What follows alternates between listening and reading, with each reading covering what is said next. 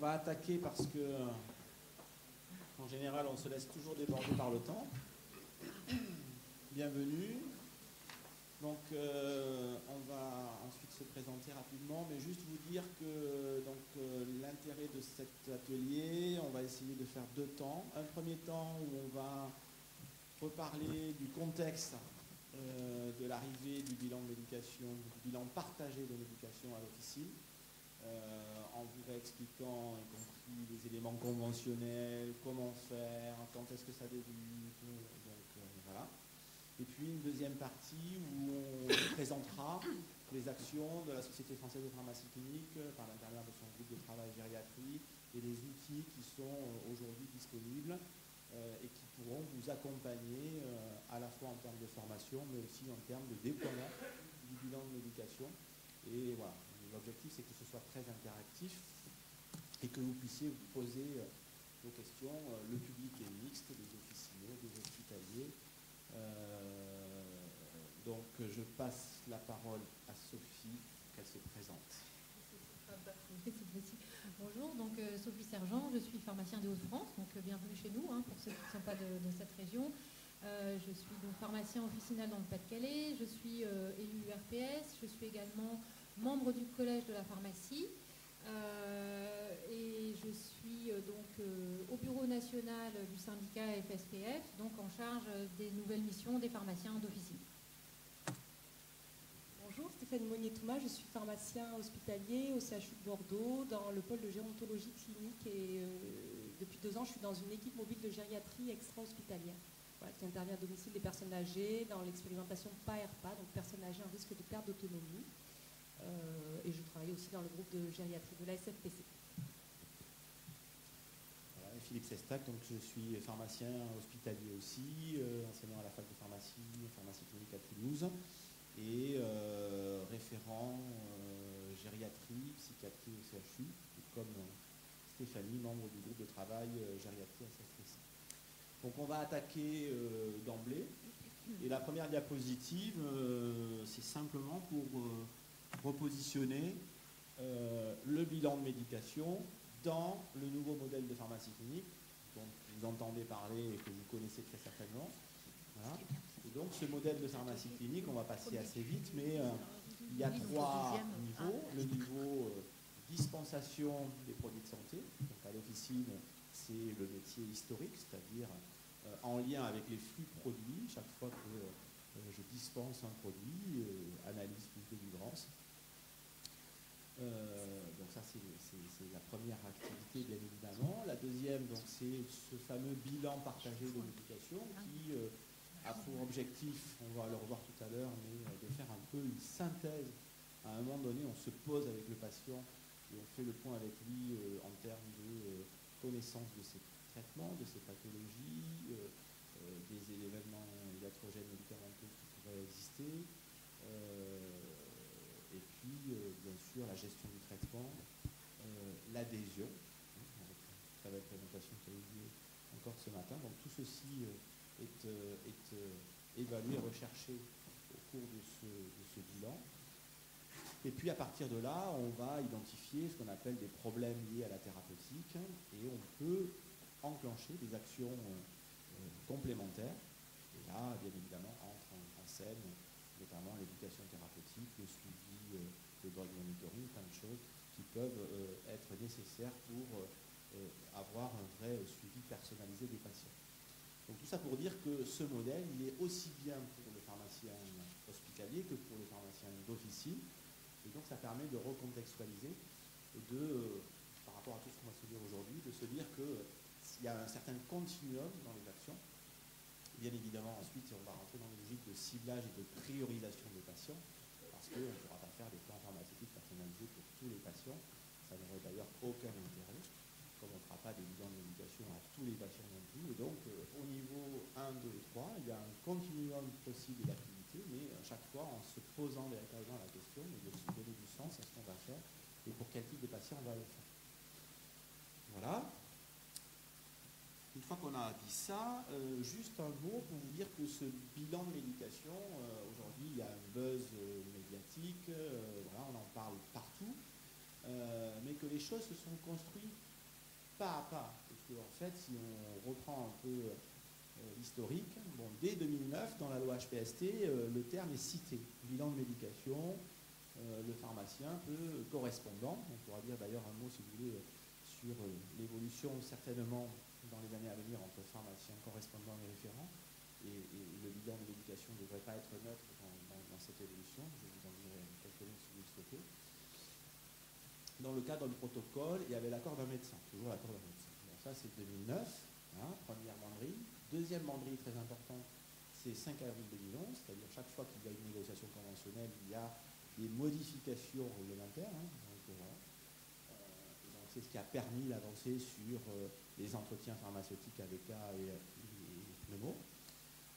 Donc là, il y avait la logique de pouvoir faire de l'évaluation de l'observance, de la tolérance du traitement, ainsi que tous les éléments prévus avec le médecin pour le suivi du patient. Donc là, vous connaissez ça avec une avancée certes théorique, la mise en œuvre opérationnelle pratique des entretiens avec cas, on peut en discuter, tout n'a pas été réussi, loin de là, mais il faut aussi reconnaître que ça a permis de faire avancer la culture, en tout cas le positionnement du pharmacien d'officine.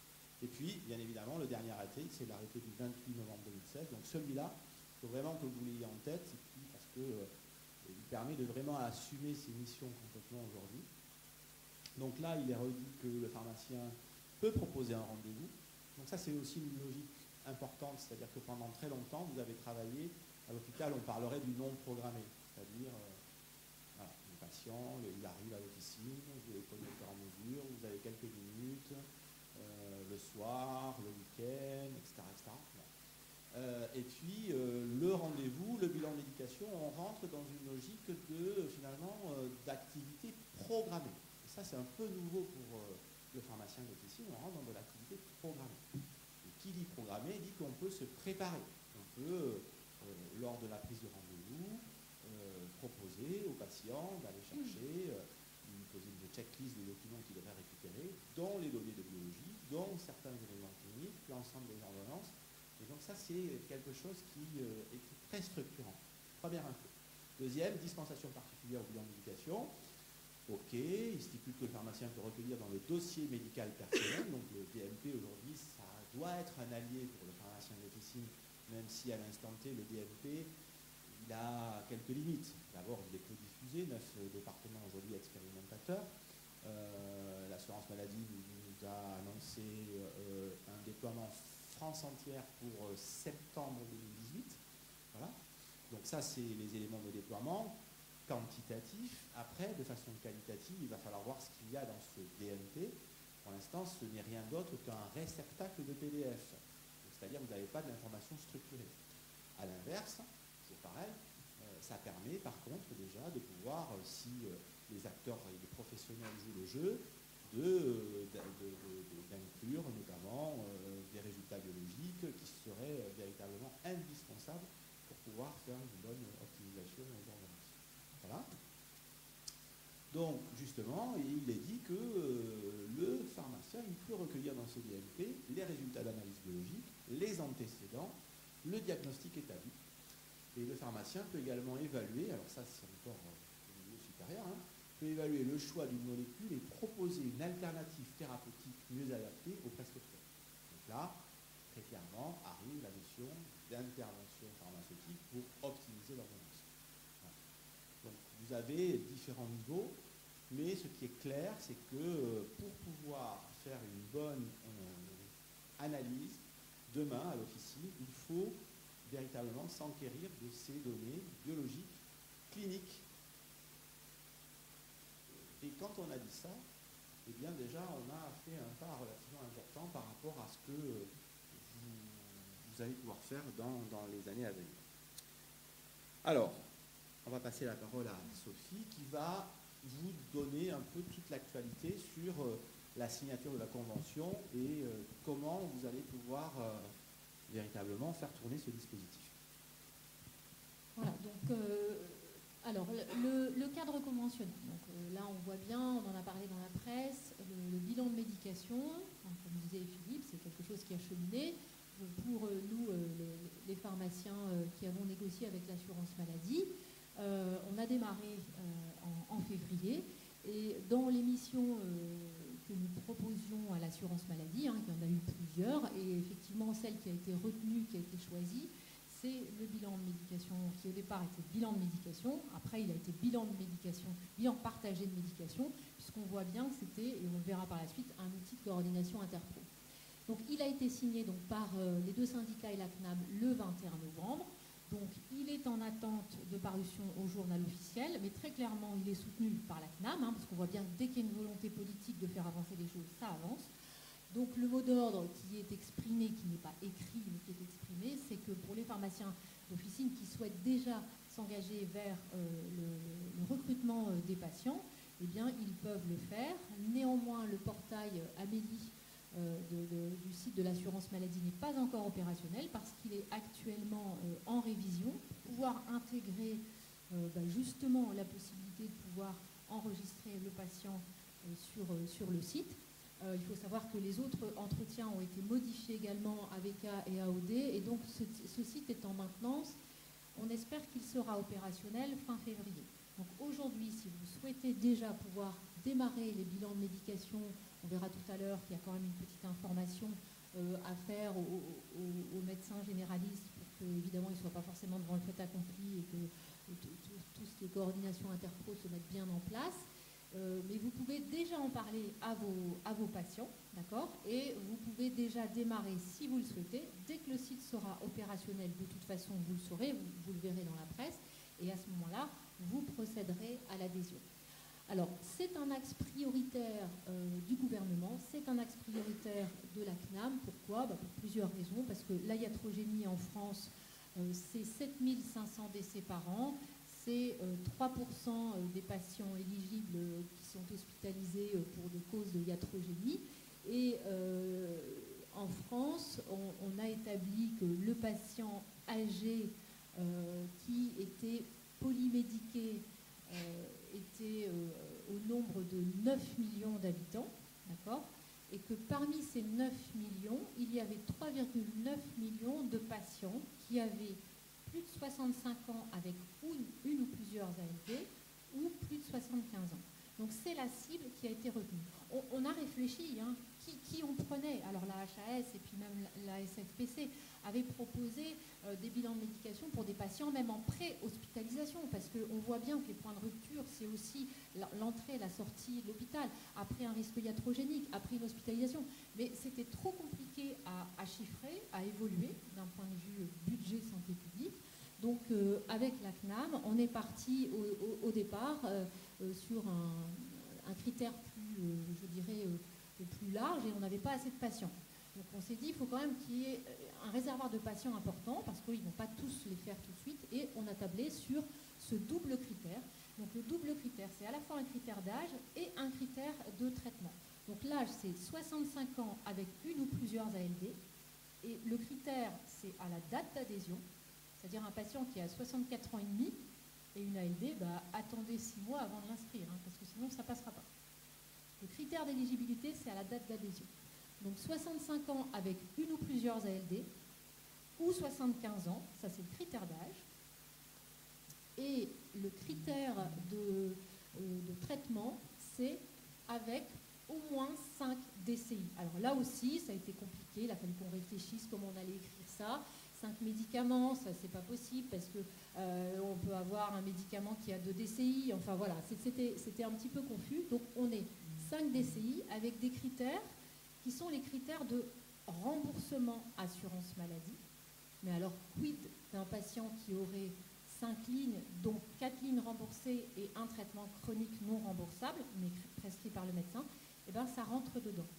C'est-à-dire que certains antihypertenseurs, certains traitements chroniques qui ne sont pas pris en charge par l'assurance maladie, mais qui sont sous prescription et qui sont chroniques, c'est-à-dire, on va parler en termes de chronicité, 6 mois de traitement, déjà établi ou en cours de prévision, on est bien d'accord, 5 DCI, remboursables ou non, sur un traitement chronique. Un patient qui aurait en ville 4 DCI et un médicament, un ATU, une autorisation temporaire d'utilisation, un médicament qui serait hospitalier avec une délivrance hospitalière dont nous n'avons pas l'information, Mais la CNAM, elle, a l'information, eh bien ce médicament-là rentrera dans la liste pour l'éligibilité du patient.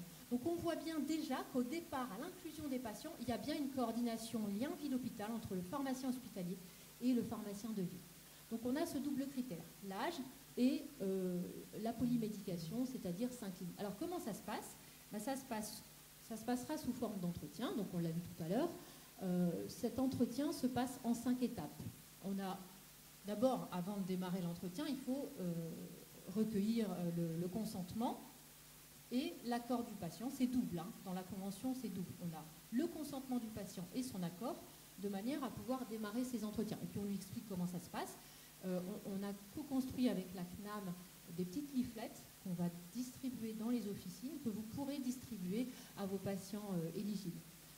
En termes de projection CNAM, il a été établi que pour la première année, c'est-à-dire l'année 2018, il y aurait 8% de la population éligible qui serait ciblée et qui rentrerait dans ces bilans de médication, c'est-à-dire 310 000 patients, ce qui fait à peu près entre 13 et 15 patients par pharmacie.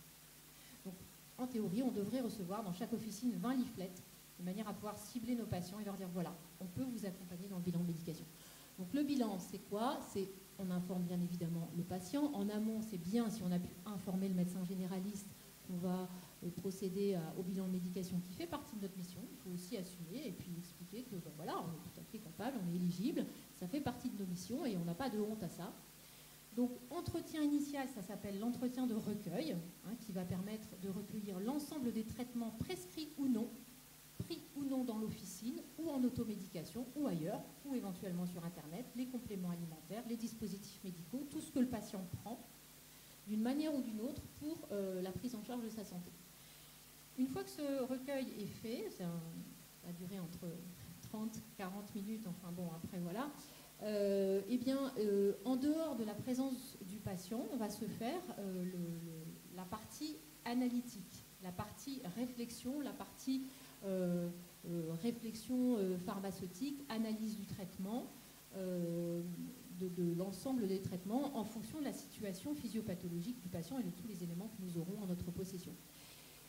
La troisième partie, donc, après le recueil et l'analyse, c'est la restitution au médecin. On va transmettre au médecin les résultats de notre analyse et éventuellement les préconisations qui ressortiraient de cette analyse en vue d'une meilleure prise en charge du patient, si on a identifié un risque iatrogénique, une interaction, une contre-indication. Enfin, contre-indication, on l'aurait vu en théorie sur nos logiciels, mais bon, parfois ça ne vient pas de chez nous et ce n'est pas sur le DP. Une fois que l'échange avec le médecin a été réalisé, le médecin va nous donner un accord ou pas d'accord, il va se passer quelque chose, un échange qui sera tracé de toute façon. Cet échange se fait de préférence par messagerie sécurisée. Hein. Au départ, la CNAM avait souhaité que ce soit uniquement par messagerie sécurisée, mais aujourd'hui, on n'a pas tous une messagerie sécurisée, donc on a demandé à ce que ça se fasse dans le mieux possible par messagerie sécurisée. D'ailleurs, dans la convention, il est prévu une rémunération pour les pharmaciens qui auront une messagerie sécurisée et un logiciel d'aide à la dispensation. C'est deux conditions cumulées. Donc, restitution au médecin. Et le dernier, le quatrième point de cet entretien, c'est l'entretien conseil au patient. On va lui expliquer ce qui s'est passé dans notre analyse pharmaceutique, l'échange qu'on a eu avec le médecin généraliste et prescripteur et les conseils qu'on pourra donner au patient avec un ciblage peut-être plus ou moins poussé sur tel ou tel type de traitement pour l'aider à avoir une meilleure adhésion au traitement. En fait, le terme observance, il est général. C'est vraiment aider le patient à une meilleure adhésion pour que la iatrogénie, pour que le mésusage, pour que les difficultés en matière de prise en charge de santé soient diminuées par une meilleure adhésion au traitement. Et puis, le dernier axe de ce bilan de médication, c'est un suivi de l'observance qui peut être fait à distance ou en même temps à la suite de cet entretien conseil. Donc, on voit bien un recueil en présentiel, une analyse en dehors, un échange avec le médecin traitant, la restitution sous forme d'un entretien conseil et à la fin, le suivi de l'observance. Je pense que j'ai tout fait. Oui, l'année suivante, parce que j'avais oublié ce matin. Donc ça, c'est à N, l'année N. Et on sera donc payé à N+1 avant le 31 mars. 60 € si on a réalisé la totalité des 5 étapes. Si le patient meurt entre deux, et qu'on a réalisé au moins les 3 premières étapes, on sera quand même rémunéré. C'est pas notre faute. Si on a inclus le patient au 2e semestre 2018 ou au 2e semestre des années suivantes, si c'est une nouvelle inclusion, eh bien, la ROS peut sera versée néanmoins, mais il faudra s'assurer que les 2 dernières étapes soient faites, du coup, à l'année suivante. C'est-à-dire que l'année suivante, on aura les 2 entretiens à faire normaux de l'année N+1, mais on aura ceux de l'année qu'on n'aura pas eu le temps de terminer, parce qu'on aura inclus le patient en septembre, en octobre, en novembre, et on n'aura pas eu le temps de terminer. Les contrôles CNAM seront réalisés parfois postérieurement au versement, et de toute façon, pour éviter les problèmes de non-paiement des entretiens comme on a pu avoir avec les AVK, l'ASM et les AOD, le site est en maintenance, et c'est pour ça qu'il n'est pas accessible aujourd'hui, de manière à ce qu'on ne puisse pas valider les étapes si les étapes précédentes n'ont pas été réalisées. On va mettre en place un système bloquant qui va faciliter le fait que le pharmacien d'officine validera toutes les étapes, et s'il a oublié d'en valider une, il sera obligé de le faire, comme ça il sera sûr d'être payé, parce que là aujourd'hui il y a eu des non-paiements parce qu'il n'avait pas réalisé la totalité des étapes de ces différents bilans. Juste ce que je voulais vous dire, ne pas oublier de recevoir donc l'accord du patient, parce que ça c'est important, le consentement éclairé, que pour tous les pharmaciens qui n'auraient pas fait de déclaration de normes simplifiées au titre de la CNIL dans le cadre de du traitement des données à caractère personnel, vérifiez quand même que vous l'avez fait. Juste un petit focus, puisqu'en mai nous aurons le règlement général de la protection des données qui est imposable à chaque entreprise, et donc chaque entreprise, notamment les officines, doivent pouvoir être en capacité de prouver la protection en matière de données de santé, et qu'enfin ce dossier, qui est un dossier patient, est un dossier qui devra être conservé. Donc un exemplaire, notamment l'adhésion, sera donné au patient. Le patient doit être en possession d'un exemplaire de son adhésion, de son accord, et le dossier patient sera conservé dans l'officine au moins pendant 3 ans, archivable pendant 15 ans, comme toutes les données de santé que nous traitons. Et si le patient déménage, qu'il n'a pas son DMP et qu'il souhaite récupérer son dossier, il y a une portabilité du dossier dans le cadre du bilan de médication. Voilà, je vais essayer de faire court. Merci beaucoup Sophie. En complément, ce qu'on peut dire, c'est d'une part, on peut saluer la CNAM notamment et le ministère sur le fait qu'on s'est inscrit dans un dispositif, un processus qui n'est pas un processus one-shot, comme il y avait eu pour les AVK et pour l'ASM. C'est-à-dire que là, on est bien dans le parcours de santé du patient, il y a un suivi sur le long terme, puisqu'il y a un processus de rémunération la première année, puis la deuxième année et les années suivantes. Donc on est vraiment dans cette logique de suivi. Ça, c'est quand même, en termes de santé publique, à saluer, parce que pour une fois, on a fait des choses qui ont du sens.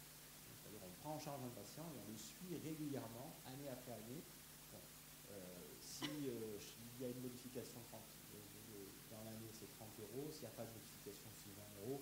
Mais là aussi, à mon avis, il n'y a quasiment pas il n'y aura pas de sujet, parce qu'il y aura forcément des modifications au cours d'une année. Donc ça, c'est le premier élément. Le deuxième élément, c'est la HAS qui est venue changer la dénomination et qui a rajouté le terme partagé. Parce qu'au début, c'était bilan de médication, puis c'est devenu bilan partagé de médication. Partagé avec le patient, bien évidemment, donc ça, on le comprend facilement. Il faut quand même jamais oublier qu'on le fait pour le patient, mais partagé aussi avec le médecin généraliste. Et là, il faut véritablement qu'on fasse passer ces messages pour dire que la préconisation, c'est que lorsque on s'engage dans un dispositif de bilan de médication à l'officine, il vaut mieux essayer d'emblée, en amont, avant de toucher le premier patient, d'aller travailler avec un médecin généraliste qui est volontaire, voilà, pour qu'il y ait le partage d'une patientèle commune en reprenant les indicateurs qui vous sont présentés ici en termes de ciblage de patients, et puis que vous définissiez ensemble, si vous les prenez tous, par rapport à ces critères, ou pour X raisons, que vous en prenez certains, voilà, mais que quand vous allez vous présenter face à votre patient, ce bilan que vous allez réaliser, c'est un bilan pluriprofessionnel, y compris avec l'accord du médecin généraliste. Et ça vous évitera très certainement pas mal de déboires si vous l'avez anticipé et que vous travaillez comme ça. Et des médecins, vous allez en trouver, même si aujourd'hui on sait que c'est parfois difficile dans les relations qu'il peut y avoir, parce qu'il y a un modèle culturel à se faire évoluer. Mais de notre côté, il y a plein de médecins, on le voit aujourd'hui sur les expérimentations que l'on fait, qui sont partants pour faire cela, vraiment. Alors après, il y a des profils peut-être un peu plus types, on parlait ce matin des MSP. Bon, à l'inverse, on me dit, effectivement, les MSP, c'est que 8% des médecins généralistes. Oui, mais de toute façon, on est dans un système avec une courbe de Gauss. Aujourd'hui, vous êtes un dispositif innovant qui débute. D'ailleurs, la première année, c'est 310 000 patients, c'est 8%. Et il faut toujours, dans un nouveau processus, commencer avec les gens volontaires. Voilà. Surtout ne pas commencer à faire sécréter des anticorps par un certain nombre d'acteurs. Voilà. C'est très très important de le construire comme ça. J'interviens juste un petit peu, justement parce qu'il y a aussi des mentalités qui évoluent, hein, et dans les nouvelles générations, en tout cas les médecins qui sortent aujourd'hui sont quand même formés à travailler de manière plus concrète, de manière pluridisciplinaire. Ça déjà à l'hôpital, dans les stages, même des médecins généralistes qui font l'internat, qui sont à l'hôpital et qui côtoient des pharmaciens. Et même ceux qui sont aujourd'hui en ville, il faut penser démarrer peut-être petit, avec des médecins qui sont motivés, et puis après ça fera boule de neige. Mais c'est vrai que ça, c'est vraiment essentiel d'avoir l'adhésion du médecin aussi dans ce bilan de médication, pour avoir des résultats qui seront forcément positifs, et en tout cas voilà, des interventions acceptées. De prévenir les effets négatifs, hein, qu'on pourrait tous imaginer dans nos têtes, il y a aussi le fait d'emblée de chercher plus d'efficacité. Parce que si vous avez un médecin qui est favorable, il sera favorable à vous transmettre de la donnée clinique, il sera plus enclin à accepter vos interventions pharmaceutiques. Donc c'est un tout.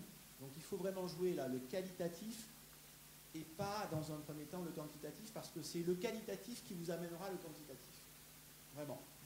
Donc ça, il faut vraiment, c'est vraiment un premier message important. C'est exactement ça, parce que dans l'équipe mobile, par exemple, on est vraiment l'expérience où on est allé chez des gens à la demande des médecins traitants, mais pour être honnête, au départ, les médecins traitants ne nous appelaient pas spécialement pour leurs patients. Et les portes d'entrée venaient d'ailleurs. On demandait quand même l'accord aux médecins traitants d'aller chez le patient. Et aujourd'hui, la tendance est complètement inversée, c'est-à-dire que les médecins nous rappellent pour intervenir chez leurs patients. Donc c'est vraiment ça, c'est commencer en qualitatif, et puis le quantitatif arrivera derrière. Mais c'est extrêmement important. Ce que je voulais rajouter par rapport à ce que tu disais, c'est que les MSP, c'est une chose, c'est déjà des professionnels qui ont l'habitude de travailler en interpro. Mais la loi du 26 janvier a mis en place des nouvelles structures, de nouveaux modes de coordination qu'on appelle les équipes de soins primaires et les communautés professionnelles de territoire de santé. Donc c'est des modes coordonnés mais plus souples que les MSP, que les pharmaciens d'officine auront une ROSP à partir de 2018, donc versée en 2019, lorsqu'ils adhéreront à des associations en ambulatoire de ce type-là. Et donc, il est prévu également, alors il y a l'accord conventionnel interpro qui a été signé au printemps, qui s'applique aux maisons de santé, mais actuellement est en négociation l'accord cadre interprofessionnel qui va chapeauter la coordination des soins en ambulatoire. Et donc, le bilan de médication, c'est aussi un moyen d'aller vers les autres pour justement favoriser ces nouveaux modes de fonctionnement en soins ambulatoires et de pouvoir être rémunéré pour ça en plus. C'est-à-dire qu'on a le sentiment aujourd'hui que c'est beaucoup de travail, c'est difficile, ça on l'entend, hein, c'est un nouveau mode de fonctionnement, mais il faut intégrer que derrière est en train de se mettre en place les outils et les protocoles qui vont permettre de dégager du temps et de l'argent pour pouvoir faire ces actions interprofessionnelles. Un complément aussi, quand on dit la pluripro dans toute sa dimension, bien sûr dans la dimension prise en charge clinique, thérapeutique du patient, mais aussi se poser avec le clinicien, parce qu'une des difficultés de ces négociations conventionnelles, c'est qu'elles sont par discipline. C'est-à-dire les pharmaciens font leur convention, les médecins font leur convention. Voilà. Et la difficulté qu'on a là aujourd'hui, très clairement, c'est que dans ce dispositif, vous voyez qu'il y a une rémunération pour le pharmacien d'officine, mais il n'y en a pas pour le médecin généraliste.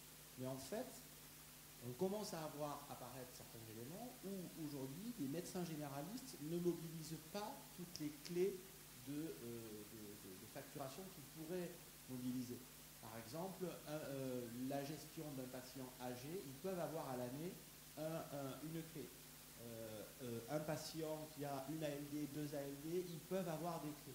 Et donc, y compris dans la stratégie de déploiement du bilan de médication, c'est essayer de, voilà, donc il faudra y compter peut-être avec les IRPS de travailler ça, mais de connaître les éléments qui permettent de valoriser l'interaction clinique du médecin généraliste autour du bilan de médication pour que, y compris en termes de cotation, vous puissiez faire ça. Et ça, ce sont des éléments, je vous assure, qui sont très importants pour obtenir et compter cette adhésion-là, et il faut vraiment pas le négliger. Le dernier élément qu'on n'a pas dit ce matin, mais je le dis là, c'est que on a parlé tout à l'heure du stockage, du data, clinique, etc. Donc ça, c'est sûr que c'est une révolution qui est en train d'arriver à l'officine. C'est-à-dire qu'aujourd'hui, vous allez commencer à emmagasiner de la donnée clinique. Une partie sera peut-être dans le dossier médical partagé, on peut l'espérer, mais peut-être qu'il y a une partie des données que vous n'aurez pas et que vous allez être à même de stocker. Vous avez de toute façon des exigences réglementaires et vos éditeurs de logiciels, ils vont s'engouffrer très rapidement dans ce dispositif-là.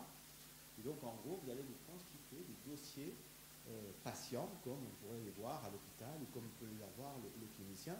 L'idéal, ça serait que vous ayez un outil commun avec les médecins généralistes, et donc on revient là aussi à la MSP, où là, en fait, il y a déjà des expérimentations où certains médecins généralistes dans les MSP vont donner accès à leurs données cliniques aux patients, aux pharmaciens. Donc, bon, ça, on peut se dire que ça, c'est le monde de rêver et qu'il va falloir un peu de temps. Et puis, tout le monde ne travaillera pas avec une seule coordination. Donc, bien évidemment, on ne peut pas toujours faire comme ça. Mais donc, ça veut dire que vous allez vous constituer de la donnée clinique. C'est important par rapport à tout ce que l'on a dit. Et ça veut dire aussi que c'est certainement un élément qui va faire bouger dans les éléments réglementaires le fait qu'aujourd'hui, vous n'êtes entre guillemets que pharmacien correspondant, et qu'on pourrait se retrouver dans 2 ou 3 ans et parier déjà que vous allez certainement acquérir le titre de pharmacien référent. Le fait que vous ayez de la donnée clinique, votre patientèle, elle est déjà très fidèle en général en milieu rural, en milieu urbain c'est un peu plus compliqué, mais si à un moment donné cette instauration, ce lien se crée, y compris au-delà de la simple délivrance de traitement, mais que véritablement il y a des entretiens qui sont faits, etc., ça veut dire très clairement qu'il y aura un pharmacien qui va avancer et qui deviendra certainement un pharmacien référent en termes cliniques. Et ça, la réglementation, elle peut évoluer. On aurait pu être des pharmaciens traitants, mais les médecins n'ont pas voulu. Donc le problème du pharmacien correspondant, c'est qu'il a une définition bien précise dans la loi HPST et que le pharmacien référent également. Donc aujourd'hui, pharmacien désigné, je pense que c'est peut-être le terme qui aujourd'hui est le plus à même d'être utilisé, mais il va évoluer, c'est certain. Alors, 2 petits mots pour reposer. Donc, entretien structuré. Le bilan de médication, ça doit être un entretien structuré. Ce matin, on discutait, il faut vraiment que vous dissociez par rapport le programmé du non programmé. Et ne pas commencer à se dire peut-être que déjà au comptoir, je pourrais faire passer. Non, il faut un endroit dédié, il faut se poser un temps suffisant pour pouvoir véritablement faire cette synthèse et aussi que le patient, vous soyez à l'écoute du patient et qu'il puisse véritablement se livrer et lui donner toutes les informations. Donc il faut du temps, très clairement, et on a parlé ce matin, voilà, 40 minutes, 35-40 minutes. Au démarrage, vous mettrez plus parce qu'il y a la courbe d'apprentissage, qui est, voilà, mais la cible, c'est d'être dans, si vous pouvez faire un peu moins après peut-être, mais les objectifs, réduire le risque iatrogène, optimiser l'efficacité des prescriptions médicamenteuses. Donc là, ça veut dire très clairement qu'on va travailler la nature de l'ordonnance, très clairement. Améliorer l'adhésion du patient. On en a beaucoup parlé ce matin, vous avez vu l'importance de ce point. Réduire le gaspillage des médicaments, ce n'est pas un des objectifs au départ, mais il y aura forcément un impact si on traite ces différents sujets. Et puis, bien sûr, pour le pharmacien, c'est le positionner différemment dans la prise en charge et dans le parcours santé du patient. Concrètement, chaque acteur, qu'est-ce qui va se passer? Pour le pharmacien d'officine, mieux appréhender les connaissances des patients par rapport à ses pathologies, ses traitements, sa gestion, son comportement vis-à-vis du traitement. tout ceci pour optimiser la prise en charge. Pour le patient, l'idée c'est qu'il devienne aussi un peu plus acteur, donc il y ait une meilleure implication dans sa prise en charge, exprimer ses attentes. Depuis 2 jours, on parle beaucoup des attentes du patient. Et donc, voilà, vous allez arriver avec des objectifs, y compris dans le bilan de médication. 40 minutes, ça passe aussi très vite. Et normalement, vous avez, même si vous devez faire ça de façon très naturelle, vous avez des objectifs à atteindre, des points d'étape en vous disant, voilà, à la fin du bilan de médication, je dois avoir quand même checké tel et tel point. Voilà. Mais il faut aussi écouter le patient parce qu'on a vu hier sur les outcomes sur la douleur, par exemple, sur le fait qu'ils ne dorment pas, sur le fait qu'ils sont constipés, voilà, donc tout ça, quelles sont leurs problématiques à eux. Et parfois, la priorisation de leurs problématiques et la priorisation de nos problématiques ne sont pas les mêmes. Et pourtant, en termes d'impact, il faudra essayer de jouer sur les 2 tableaux. Parce que sinon, on a bien vu que ça serait compliqué pour être efficace.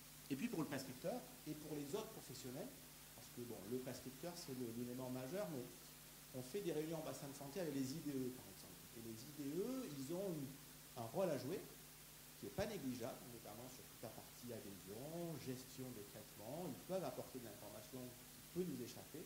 Donc il faut les mettre dans la boucle de ce type de dispositif, même si c'est le pharmacien qui sera le coordonnateur du dispositif. Et l'objectif, c'est qu'on puisse établir des synthèses claires, que ces synthèses elles puissent être transmissibles aux différents professionnels, notamment aux médecins généralistes, que les choses soient formalisées, qu'on puisse véritablement avoir un compte-rendu factuel de ce qui s'est dit et qu'on puisse échanger. Et ces éléments de transmission d'informations, c'est aussi important que le médecin généraliste il ait un retour. Il ne faut pas qu'il ait l'impression, on a vu tout le travail préparatoire et des précautions à prendre au démarrage, mais aussi, voilà, à un moment donné, on fait les entretiens et il ne faut pas qu'il y ait finalement quelque chose qui se passe hors de son champ de vision. Il faut qu'il puisse être informé dans le cadre des actions que vous allez mettre en place, et de toute façon, vous allez lui proposer certainement des interventions pharmaceutiques, et donc par conséquent, il sera informé.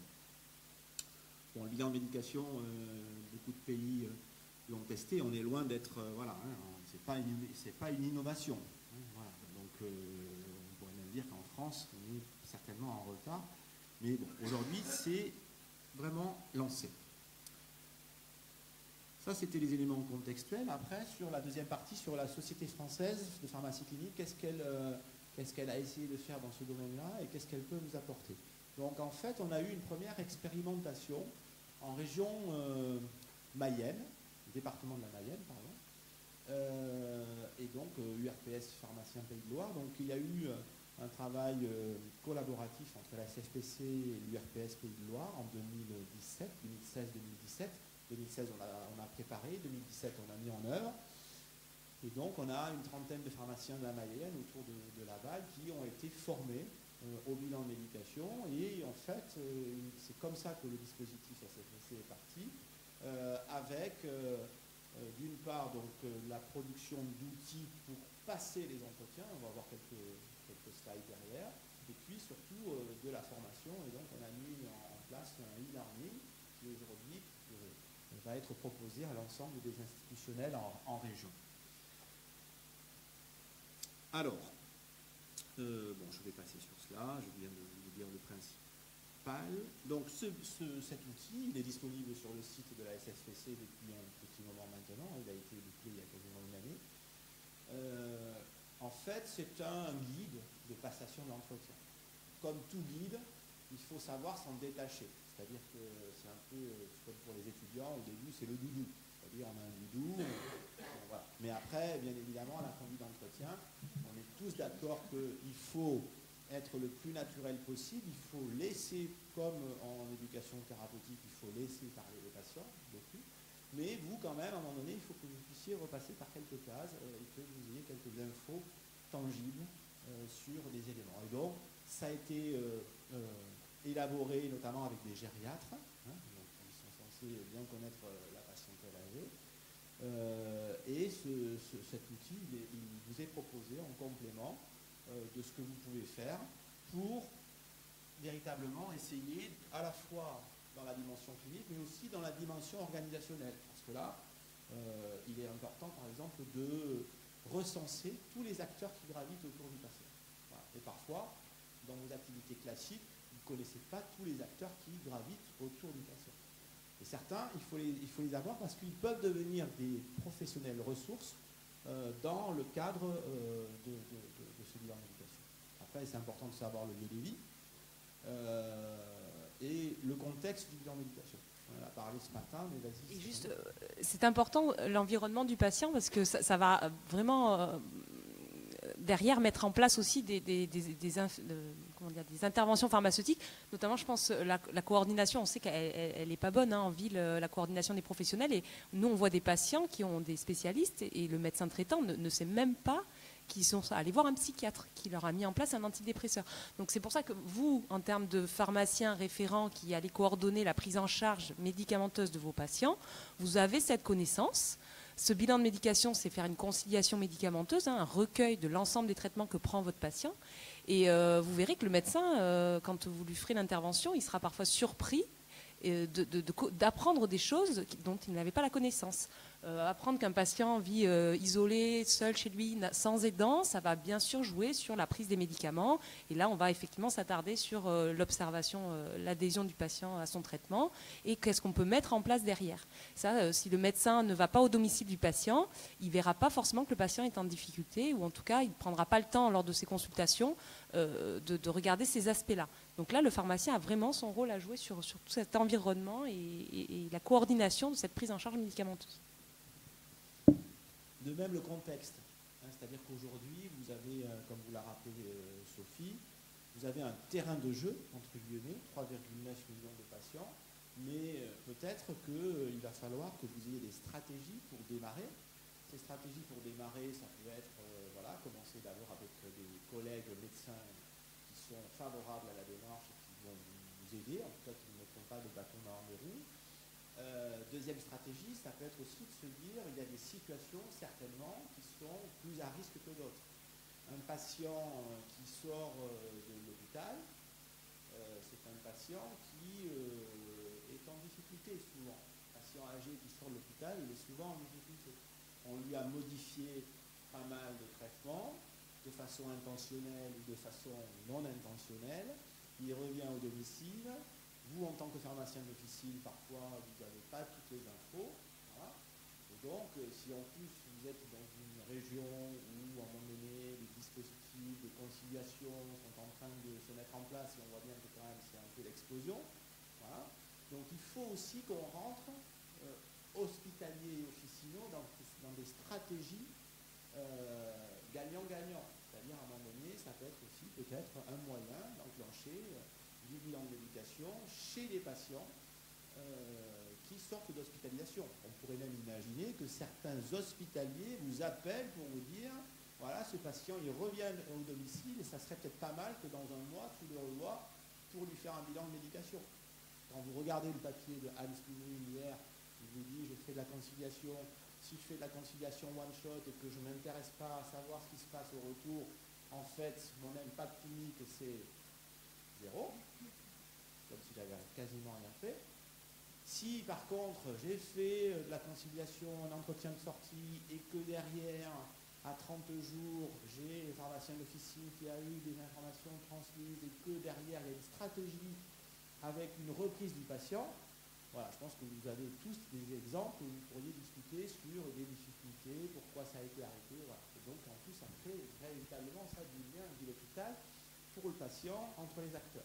Donc, sachant que pour rebondir, le médecin généraliste est aussi lui actuellement en difficulté sur ses sorties hospitalières.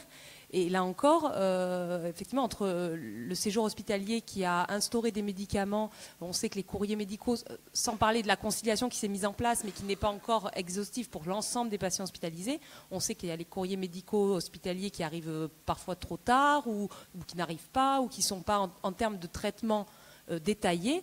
Et donc, le médecin généraliste ne sait pas si finalement le traitement, le furosémide, a été arrêté de manière intentionnelle ou pas.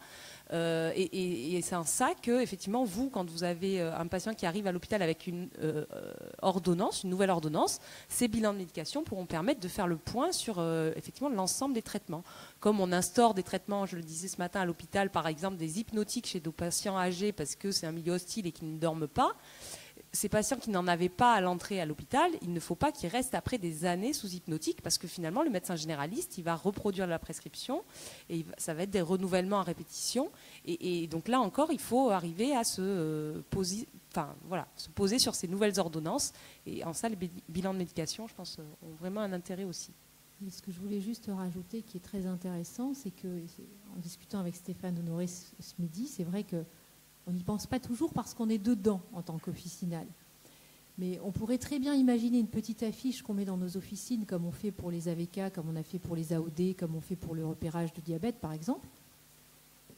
Vous avez prévu une hospitalisation, ou il vous a été prévu une hospitalisation. Le bilan de médication, parlez-en à votre pharmacien, parce que les pharmaciens hospitaliers et les équipes hospitalières sont en attente éventuellement de ce document que le patient pourrait remettre à l'entrée à l'hôpital. Ça favorise déjà la conciliation. Et puis le deuxième point, c'est que le pharmacien hospitalier et l'équipe hospitalière qui aura eu en main le bilan partagé de médication, d'une certaine manière, il va écrire un courrier de sortie pour le pharmacien. Et le lien ville-hôpital va passer comme ça. Et s'il faut mettre en place une hospitalisation à domicile, du matériel médical, de l'oxygénothérapie, de la perfusion, de la nutrition entérale, eh bien le pharmacien d'officine sera informé, parce qu'il sera informé de la sortie. Et on est tout le temps en train de râler, nous les officinaux, en disant mais notre patient, on ne sait pas quand il est hospitalisé, on n'a pas l'info. Évidemment, on n'a pas. Mais si on arrive à avoir un moyen de pouvoir savoir en amont de l'hospitalisation que ce patient va être hospitalisé, si bien sûr il est éligible au bilan de médication et qu'il a plus de 65 ans en ALD ou plus de 75 ans et qu'il a une hospitalisation programmée, et ben voilà un bon moyen de créer du lien ville-hôpital, ce qu'on appelle la fluidité du parcours patient, la réussite du virage ambulatoire, etc. Et surtout de maintenir l'équipe soignante autour du patient et de garder les activités autour de notre patient. Voilà un élément supplémentaire auquel on n'avait même pas pensé, je dirais, en argumentaire tout à l'heure. Juste une petite question, s'il vous plaît. C'est parce que madame a fait une remarque tout à l'heure qui me travaille jusqu'à présent. J'ai envie de poser une question par rapport au patient qui prend, vous avez pris l'exemple d'un antidépresseur prescrit par le psychiatre et qui n'a pas mis au courant son médecin traitant. Ça veut dire que quelque part, il ne souhaite pas que son médecin traitant le sache. J'imagine maintenant à la pharmacie, le pharmacien pour faire le bilan de médication, comment il va gérer cette situation? Parce qu'il faut transmettre l'information au médecin après tout.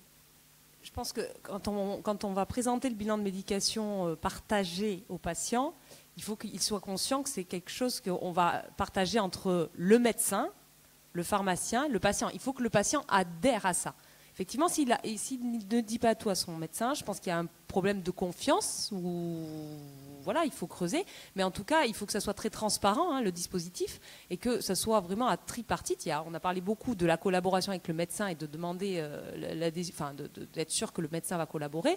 Mais le premier acteur quand même au centre du dispositif, c'est bien sûr le patient. Et l'idée du bilan de médication, c'est aussi d'avoir un discours partagé, un discours commun entre professionnels.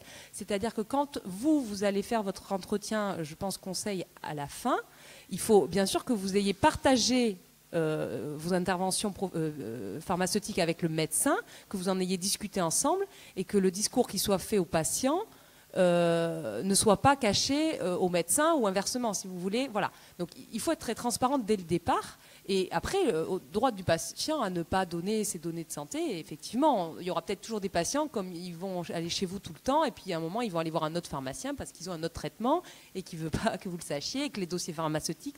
Enfin, voilà. On sait qu'on a des patients comme ça. Mais voilà, dans la majorité des cas, nous, on a rencontré beaucoup de patients à l'hôpital. C'était... Oui, c'était pas forcément intentionnel. Enfin, il y a des médecins qui vont aller, voilà, mais il y a encore d'autres situations où moi j'ai vu des patients qui sont vus par SOS médecin et si vous voulez, le médecin traitant n'a pas pris en compte la prescription de SOS médecin. Et on parlait des infirmières et ces infirmières sont extrêmement en difficulté face à une multiplicité de prescriptions qui se chevauchent. Et les prescriptions hospitalières en font partie. Et du coup, au bout de la chaîne, il y a le patient. Et qu'est-ce qu'on donne au patient? Qu'est-ce qui est réellement contenu? Qu'est-ce qui est arrêté? Et je pensais aux sorties hospitalières, comme effectivement quand on parle de conciliation à l'entrée à l'hôpital, bon, la conciliation s'est mise en place en milieu hospitalier. Et du coup, pour travailler et optimiser de manière efficiente, il fallait qu'on ait l'exhaustivité de ces traitements. Donc on se met en contact avec le pharmacien et on consulte au minimum 3 sources pour avoir ce bilan exhaustif.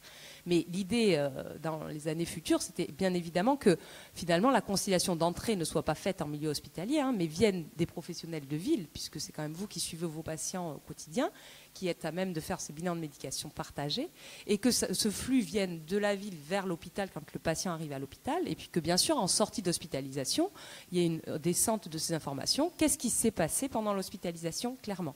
Et nous, on voit aujourd'hui encore beaucoup de patients pour lesquels on a switché des prescriptions à l'hôpital. Je parle normalement des IPP, par exemple, parce qu'on a des livrets thérapeutiques à l'hôpital.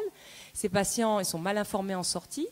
Les prescriptions ne sont pas remodifiées par rapport au traitement qu'ils avaient habituellement, et ils rentrent chez eux et ils continuent. Donc ils prennent le nouveau traitement qu'on leur a prescrit en sortie à l'hôpital, et ils reprennent leur IPP chez eux parce que eux, ils se rappellent très bien que celui-là les soulageait.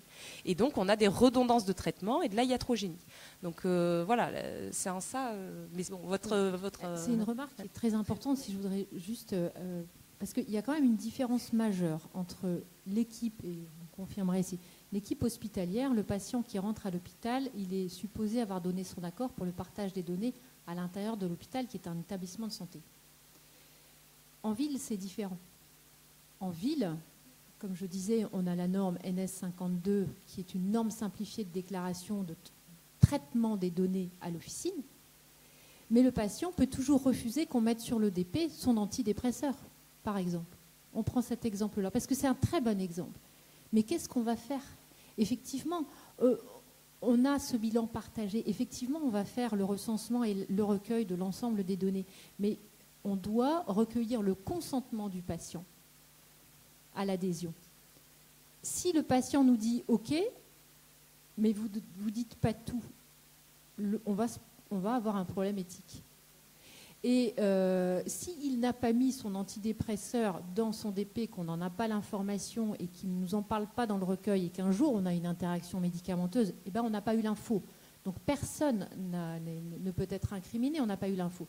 Mais je pense que là, ce que disait Stéphanie, c'est vrai, c'est qu'il y a un véritable cas de conscience et il y a un problème de confiance. Donc on doit recueillir ce consentement éclairé, et on doit recueillir l'accord du patient pour signer l'adhésion sur le site d'amélie.fr à sa place. Donc on a un double consentement.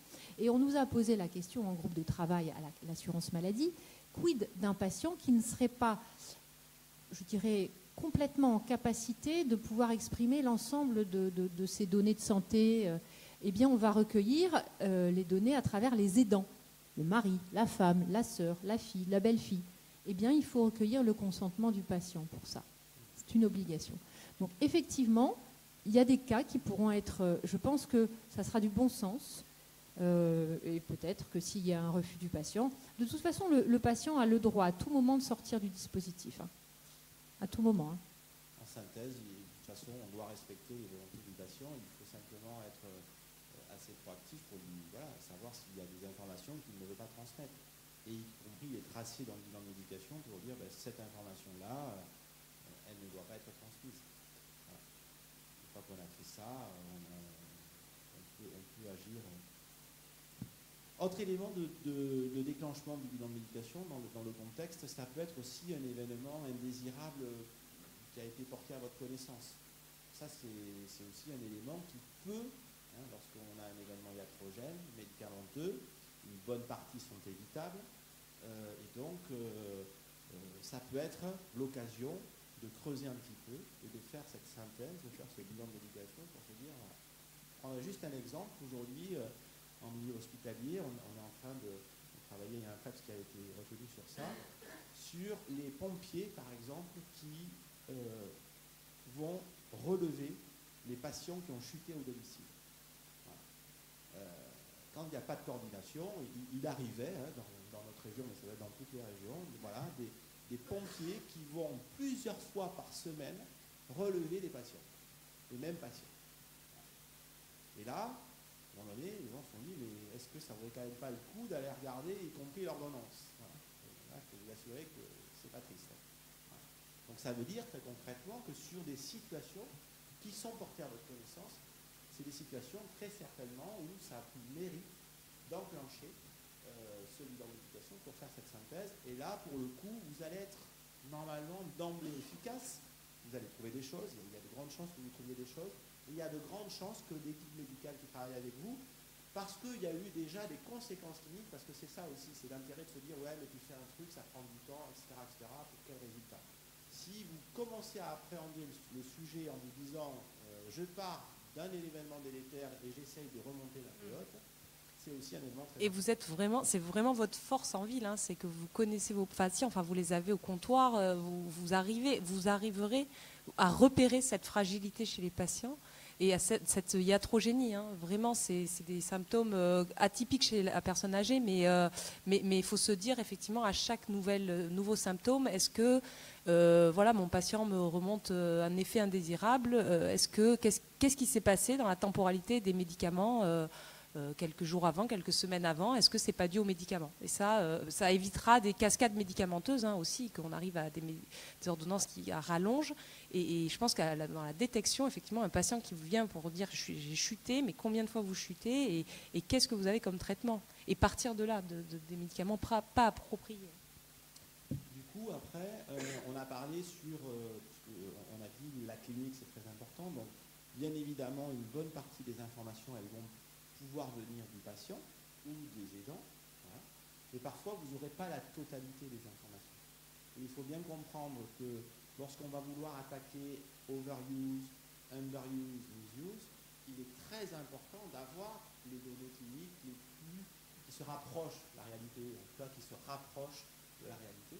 Et donc, dans les outils qui vous seront proposés, ça ne veut pas dire qu'il faut aller systématiquement de façon acharnée aller rechercher, mais en tout cas, vous avez les principales pathologies auxquelles il faut essayer de penser.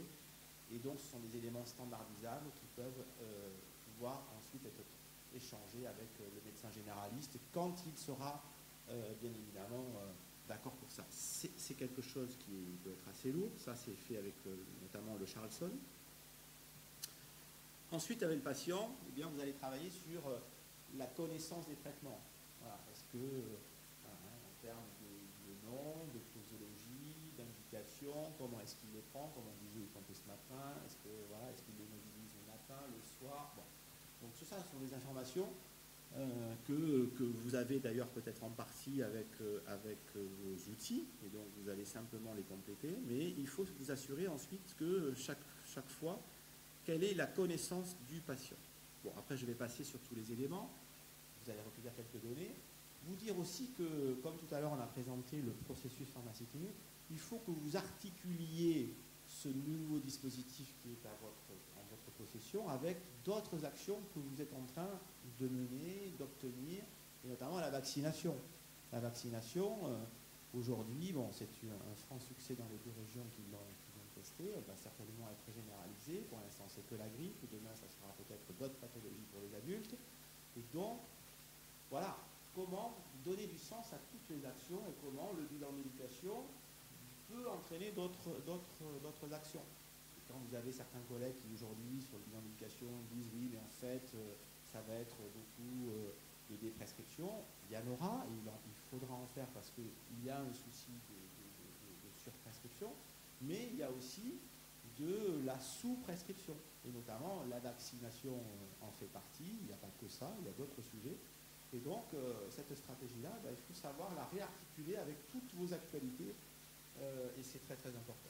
Bon, la gestion du traitement, vous maîtrisez tout ça, c'est très important d'aller récupérer toutes ces informations parce qu'on sait que là, il y a beaucoup de difficultés sur les problématiques de vision, les problématiques de préhension des médicaments.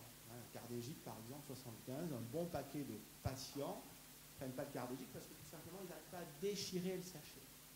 Et donc, ils gardent les boîtes, ils accumulent les boîtes.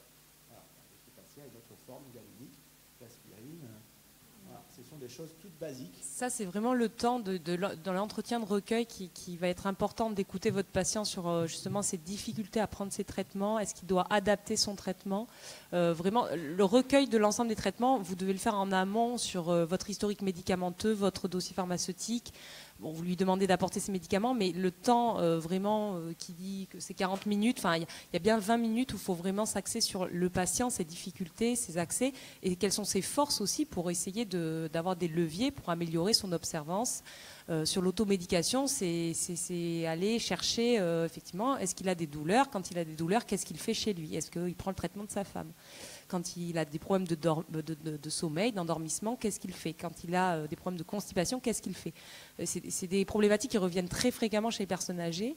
Et il faut aller rechercher ça au moment du recueil, vraiment. Bon, gestion du stock, voilà, ça permet indirectement d'avoir des éléments sur l'adhésion. Tout ça, vous connaissez, on va passer vite. Donc, vous voyez, tous ces éléments sont consignés et ça vous permet de préparer votre synthèse. Et puis, il y a dernière partie sur les interventions pharmaceutiques qui seront transmises au médecin généraliste. Et donc, voilà, problématique liée à la thérapeutique. Et puis, vous faites une proposition d'intervention qui sera destinée au médecin. Il peut y avoir des éléments sur la gestion du traitement qui seront proposés aux patients. Et puis, bien évidemment, Sophie vous a présenté les deux entretiens. Il y a l'entretien de recueil, puis ensuite, il y a l'entretien où vous allez exposer ce que vous avez fait aux patients. Et on ne transfère de la data aux patients que sur des éléments consensuels avec le médecin généraliste, parce que si à un moment donné vous aviez des interventions qui n'ont pas été acceptées, bien évidemment, alors là vous allez casser le lien de confiance avec le médecin généraliste et ça peut être beaucoup plus délétère à la fois pour votre relation entre le pharmacien et le médecin, mais y compris pour le patient, parce que vous allez faire perdre une confiance en un professionnel de santé et il n'y a rien de plus terrible. Donc ça, il faut vraiment avoir conscience que les IP, on ne travaille ensuite que ce qui est consensuel. Bon, ça paraît peut-être une évidence, mais parfois il vaut mieux dire les choses. En tout cas, nous, quand on forme nos étudiants, parce qu'on peut, au démarrage, y compris avoir une certaine frustration en disant, voilà, j'ai détecté, vous m'avez formé pour être un bon alerteur en termes d'optimisation, j'ai la preuve, la recommandation, elle dit ça, il faut faire ça, ben oui, mais voilà, à l'instant T, ça passe pas. Ça passe pas. Et donc, il faut dépasser cette frustration-là et il faut toujours préserver dans l'intérêt du patient le lien de confiance avec le professionnel. Ça, c'est aussi un élément important. Et ce matin, il y avait une bonne remarque d'un de vos collègues, confrères, c'était la priorisation des interventions pharmaceutiques. Et ça, c'est vrai. On peut avoir beaucoup d'interventions à faire, mais par contre, peut-être qu'il va falloir, et c'est sûr, il va falloir prioriser vis-à-vis du médecin sur peut-être du médecin et du patient d'ailleurs. D'ailleurs, il faut repartir aussi des attentes du patient. Peut-être que lui, son seul problème, c'est effectivement, il y avait dans le cas clinique un anti-agrégant le midi. C'est peut-être, ça ne lui conviendra pas du tout de le prendre le midi. Et donc, ça fera partie d'une intervention qui est prioritaire, puisque c'est quand même pour la bonne observance du patient, écouter ce que le patient a à dire. Et vis-à-vis du médecin, c'est pareil. Il faudra sûrement prioriser quand il y a des ordonnances à rallonge. On a souvent beaucoup de choses à dire, mais bon, il y a des choses qui sont essentielles, d'autres qui le sont moins. Mais les formes galéniques, c'est essentiel dans l'entretien effectivement de recueil. C'est vraiment, ça me vient là, j'en ai parlé ce matin, mais les formes galéniques qui sont modifiées. Nous, on a fait une étude à l'hôpital, ça arrive en milieu hospitalier, avec des professionnels de santé qui modifient les formes galéniques alors qu'on sait l'effet néfaste que ça peut avoir sur des formes à libération prolongée en termes de toxicité ou d'efficacité. Vous allez au domicile des personnes âgées, effectivement, elles sont parfois gênées, elles ne peuvent pas déglutir, elles ne peuvent pas avaler, et elles ne vont pas forcément faire remonter ces problématiques, parce que pour elles n'ont pas la connaissance que ça peut être inefficace ou toxique. Donc c'est assez prioritaire pour le patient, et je pense que c'est essentiel de faire remonter ça au médecin qui n'a pas forcément cherché à voir que la gélule était ouverte ou pas. Donc l'histoire de la priorisation des interventions, il faut vraiment insister sur ça, parce que les études qu'on peut faire les uns et les autres montrent que quand on est vraiment devenu un peu expert et qu'on est en capacité de détecter de la prescription potentiellement inappropriée, en soins primaires, on peut arriver sur des ordonnances, en moyenne il y a 6,6 lignes chez les patients âgés de plus de 75 ans aujourd'hui, en moyenne, mais voilà, on a des écarts plus très importants. On peut arriver jusqu'à 3-4 interventions pharmaceutiques qu'on va faire. Parce que si vous faites tous les éléments avec les données cliniques, y compris les médicaments qu'il faut supprimer, certains qu'il faut ajouter, et par exemple, entre les vaccinations, la vitamine D, déjà, vous pouvez assez systématiquement avoir une adoline, parce que vous allez trouver des choses fréquemment, donc ça en fait 2. Voilà. Plus des médicaments qu'il faudrait supprimer, des médicaments qu'il faudrait adapter à la posologie, 3, 4, vous êtes 8. Bon, Si vous balancez la première fois à votre médecin généraliste 4 interventions, d'abord son honneur va en prendre un coup. Voilà, il va dire c'est quoi ce pharmacien qui en gros me met du rouge sur toute l'ordonnance, donc ça va peut-être pas le faire. Et donc il faut savoir prioriser qu'est-ce que vous allez faire passer au démarrage, 1 à 2, peut-être pas plus. Et puis comme on a vu qu'on était dans un dispositif continu, eh bien quand vous aurez la certitude que les 2 premières interventions elles sont acceptées, eh bien petit à petit, 3 mois, 4 mois après, vous allez garder bien évidemment grâce y compris au document un archivage des interventions que vous avez proposées. Et donc il y a une stratégie aussi d'étalement et de ne pas faire un truc violent dont on sait pertinemment que derrière on va reprendre en retour, que ça sera contre-productif. Voilà. Et tout ça, en fait, c'est le terrain qui le montre, parce qu'au début, on se dit, bah oui, ça y est, on m'a formé, j'ai des textes, super, j'y vais, je suis parti, voilà. Et en fait, si on n'y va pas par la politique des petits pas, la mise en œuvre, elle peut être catastrophique. Voilà. Donc ça, c'est vraiment très important d'avoir aussi cette notion de hiérarchisation.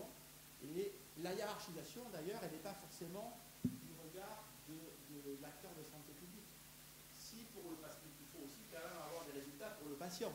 Si le patient, vous avez identifié dans ses attentes qu'il y a 1 ou 2 trucs qu'il faut vraiment régler, c'est peut-être pour vous presque du secondaire, mais pour lui c'est très important. Et donc, y compris dans tout ce dispositif, quand à un moment donné vous allez l'évaluer, est-ce que vous en êtes satisfait, etc., il faut aussi peut-être, y compris, alors c'est un problème majeur de santé publique, il faut essayer de le régler, mais il faut aussi mettre des éléments de patient. Et derrière l'impact de ce bilan de médication, ça sera bien sûr l'acceptation par le médecin des interventions faites par les pharmaciens. Mais nous, dans l'équipe, par exemple, pour notre expérience, on fait des interventions auprès des médecins et on a évalué dans notre taux de suivi et dans les cas où ils ne nous suivaient pas, qu'est-ce qui motivait le fait qu'ils ne nous suivent pas sur nos interventions. Et c'est vrai que ressort aussi en première ligne parfois le patient qui est opposant. Alors bien sûr que vous, une benzodiazépine à demi-vie longue qui va complètement le sédater, qui va potentiellement le faire chuter, c'est une intervention pharmaceutique qui mérite d'être faite au médecin en termes de sevrage. Maintenant, on se rend bien compte que ce n'est pas si facile dans la vraie vie d'arrêter et d'asevrer certains patients. Mais là encore, c'est le rôle du pharmacien, je pense, qui est central dans aussi l'accompagnement de cette déprescription. Et on se rend compte que les médecins n'ont pas forcément le temps. En tout cas, il faut que ce soit un discours commun à tous les professionnels de santé, à l'infirmière à domicile si elle est là. Et on est arrivé à sevrer des patients, mais avec un accompagnement assez rapproché. Et je pense que là aussi, le médecin a tout intérêt à collaborer avec le pharmacien pour arriver à prendre en charge. Et d'un point de vue conventionnel, je rajouterais que l'une des prochaines missions, hormis celle de l'accompagnement des patients dans le cadre de la chimiothérapie orale, du tabac, il y a les prescriptions adaptées, c'est-à-dire effectivement la dispensation adaptée plutôt que la prescription, la dispensation adaptée, c'est-à-dire si le patient est non observant, qu'on a réussi à faire des bilans de médication, qu'on a réussi à rectifier effectivement le tir, l'intervention pharmaceutique qu'on fait régulièrement dans nos officines, parce qu'il n'y a pratiquement pas une journée sans qu'il y ait l'intervention du pharmacien sur une ordonnance, que ce soit parce qu'il y a une rupture labo, que ce soit parce qu'il y a un dosage pas adapté, une prescription inadaptée également, et bien là, ça sera tracé, et c'est en cours de réflexion dans nos groupes de travail avec l'assurance maladie, mais ça sera couplé à la prescription électronique. Parce que l'assurance maladie rémunérera le pharmacien sur cette intervention pharmaceutique, mais à condition que ce soit tracé, bien évidemment. Et le seul moyen de le tracer, ce sera dans le cadre de la prescription électronique. Donc ce n'est pas pour aujourd'hui, ça sera dans un cadre expérimental probablement au 2e semestre 2018, parce que là encore, il faut que les logiciels soient adaptés, etc. Mais on voit bien que ce qu'on fait aujourd'hui au comptoir tous les jours, combien de fois on l'entend dans le cardégique, ce n'est pas la peine de me le mettre. Pas normal, vous avez normalement une boîte par mois, il ne devrait plus vous en rester. Oui, mais bon, j'en prends pas tous les jours. Bon, allez, hop, éligible au bilan médication, si vous voulez bien, on va passer à côté, ou la semaine prochaine, vous revenez, etc. C'est des choses qu'on fait tous les jours. Vous ne me mettez pas de boîte, vous m'en mettez pas, ça j'en ai pas besoin, ça j'en ai pas besoin. Donc là, quand on arrive à repérer ces patients-là qui sont éligibles en critères d'âge et éligibles en critères de nombre de DCI, c'est sur ce type de patients-là qu'on va pouvoir avoir un impact majeur. Sur les interventions qui sont plus ou moins acceptées, on a fait un travail qui peut être similaire, c'était sur les hospices de jour de fragilité. Et on avait, dans le cadre d'intervention pluripro, fait des propositions d'optimisation d'ordonnance. Et derrière, on a regardé à 3 mois la rémanence des modifications par les médecins généralistes. Bon, déjà, dans 60% des cas, les propositions sont maintenues. On aurait signé au démarrage pour avoir 60% à 3 mois de propositions maintenues par les médecins généralistes. Après, quand on regarde, donc ça veut dire que tout n'est pas noir et qu'on peut vraiment travailler avec les médecins généralistes et qu'ils acceptent aussi dans une partie non négligeable des propositions. Et ensuite, on a regardé quand ils n'acceptaient pas, pour quelles raisons.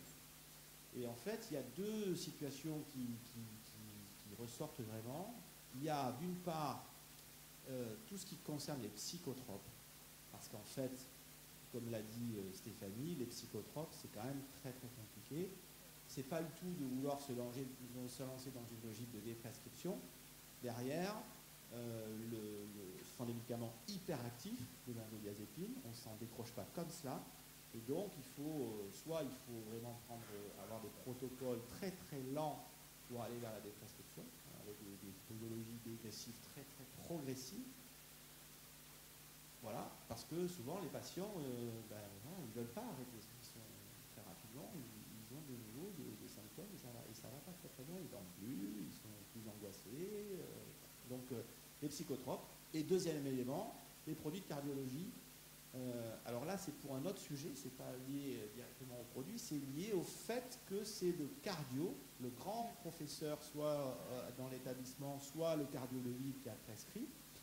Et donc ça amène un autre sujet dans la pluriprofessionnalité, c'est que le bilan de médication, il faut certes l'envoyer au médecin généraliste parce que c'est lui qui est censé coordonner la prise en charge du patient, mais ce qu'on ne faisait pas en région Occitanie au démarrage et qu'on fait maintenant systématiquement, c'est que le bilan, il faut l'envoyer au médecin généraliste, c'est une intervention proposée, mais aussi aux différents acteurs qui sont ciblés lors de la première page du document qu'on vous a présenté, et notamment les spécialistes, il faut les informer. Après, ils vont lire ou pas, parce qu'il voilà, il y en a beaucoup qui ne liront pas, mais par messagerie sécurisée, c'est aujourd'hui quelque chose qui ne demande pas une énergie folle. Les médecins généralistes et les médecins spécialistes sont beaucoup plus aujourd'hui inscrits sur les messageries sécurisées que nous, les pharmaciens. Donc, on peut leur pousser l'info. Et puis, au moins, après, si, ça veut dire que parfois, vous aurez un petit coup de grisou, parce qu'il y en a un qui risque de vous appeler, pourquoi vous avez fait ça. Mais au moins, voilà, il faut savoir d'emblée où sont les problèmes. Les problèmes, ils sont sur une problématique de médicaments, les psychotropes, et une profession, les cardiologues, qui peuvent... voilà, donc, il faut le savoir. Alors, outils complémentaires, on a beaucoup parlé d'outils d'aide au déploiement, outils de formation. La formation, c'est un enjeu majeur dans ce type de dispositif, et donc on a mis à disposition un e-learning qui sera disponible fin février sur le site de la SFPC et qui permet de se former à 3 aspects.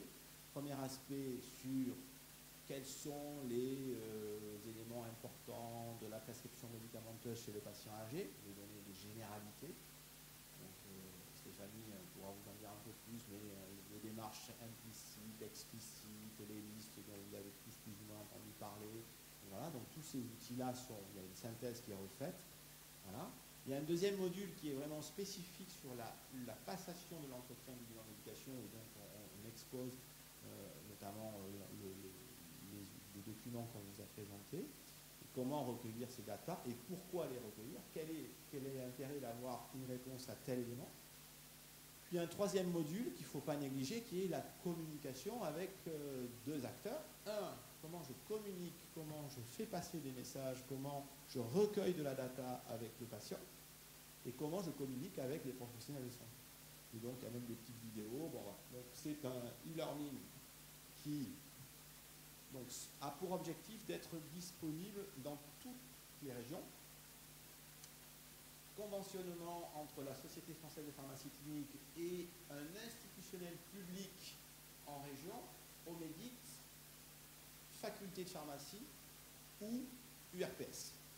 Un des trois acteurs, alors parce que voilà, il y a des environnements différents d'une région à l'autre, voilà, donc ça c'est voilà, on fait des choses qui sont. Donc, un de ces trois acteurs peut prendre la main, donc l'outil va coûter 5 000 euros voilà, pour une région, et à partir de là, eh bien, l'objectif c'est que vous puissiez le déployer, et le fait que ce soit un institutionnel et pas une boîte privée fait que normalement ça garantit l'équité pour qu'il puisse être diffusé à tout pharmacien d'officine de votre région.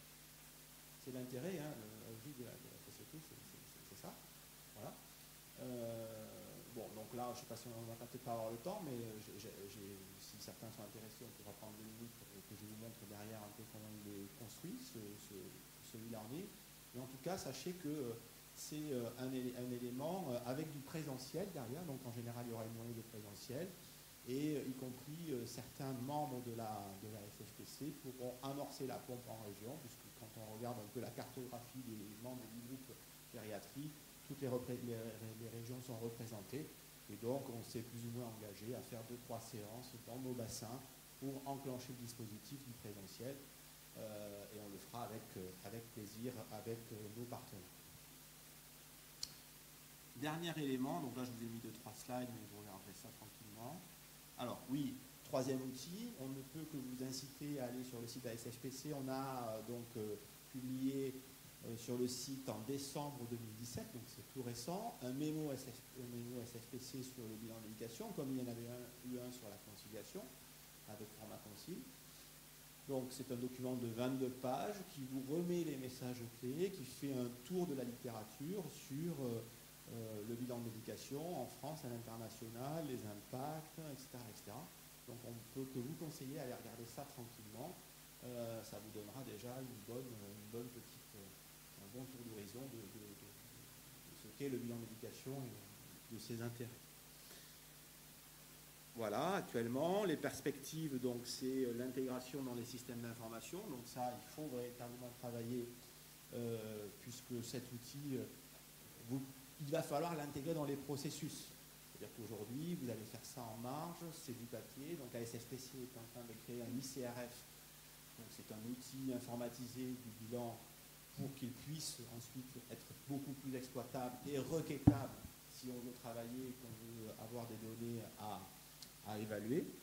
Et puis, dernier mot-clé, c'est l'évaluation d'impact. Donc ça, c'est quelque chose qui n'apparaît pas aujourd'hui dans la convention et qu'il faut véritablement, et on est en train de travailler avec les différents professionnels pour le reporter ensemble à la CNAM pour dire qu'il faut aussi travailler sur des mesures d'évaluation d'impact. Alors, dans le cadre des programmes de recherche, on a obtenu un PREPS donc, récemment, aussi en décembre 2017, qui s'appelle BIMEDOC, donc pour bilan de médication chez les sujets âgés, optimisation de la prise en charge thérapeutique. Il y a une approche collaborative entre des pharmaciens d'officine et des médecins généralistes.